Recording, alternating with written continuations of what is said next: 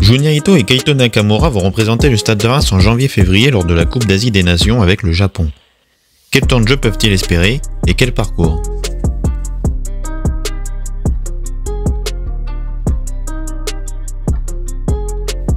Lors de la dernière Coupe du Monde au Qatar, l'ailier droit champenois avait pris part aux 4 matchs des Samouraïs, dont 3 titularisations lors des plus importants contre l'Allemagne, l'Espagne et la Croatie. Depuis, il a débuté à 8 reprises lors des 10 derniers matchs japonais, inscrivant 4 buts pour 7 passes décisives délivrées. Il est un élément indispensable de sa sélection depuis quasiment 4 ans, il n'y a aucune raison que ça change. S'il est épargné par blessures et suspensions, il foulera la pelouse à chaque rencontre, c'est une certitude.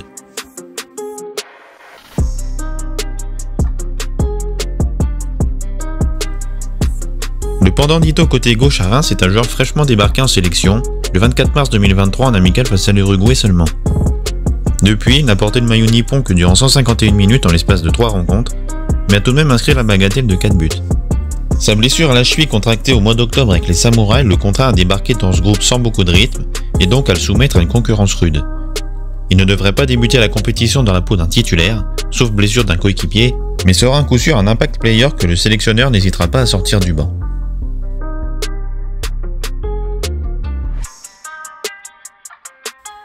Ça n'a échappé à personne, le Japon progresse à vitesse grand V.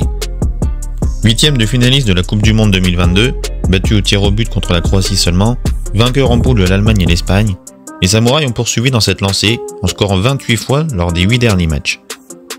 Ils ont terrassé outre-Rhin l'Allemagne sur sa pelouse 4 buts à 1, le Canada et le Pérou sur le même score, la Turquie 4 buts à 2 ou encore la Tunisie 2-0. Ils ont de surcroît largement dominé leur groupe de sélection à cette Coupe d'Asie.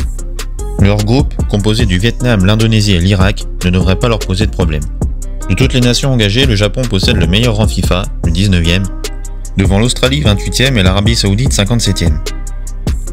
Emmené par ses offensives de feu comme Ito, Kubo, Mitoma, Ueda, Kamada ou encore Minamino, le Japon est clairement le grand favori de la compétition.